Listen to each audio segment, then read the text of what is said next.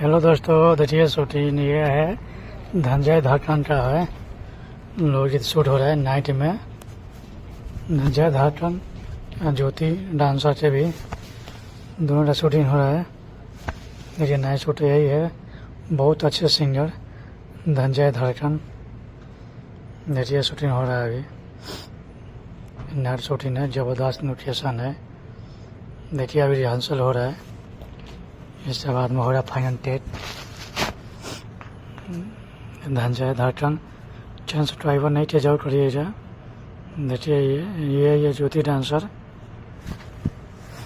बहुत अच्छे डांसर है। देखिए धनंजय धाकड़ के शूटिंग हो रहे हैं। बहुत अच्छे सॉन्ग है। आप लोग गाना नहीं सुना सकते हैं, अभी रिलीज नहीं हुआ है, शूटिंग हो रहा है और 2-3 दिन में अपना यूट्यूब पर मिलेगा। ज़्यादा वीडियो शेयर करिए, लाइक करिए।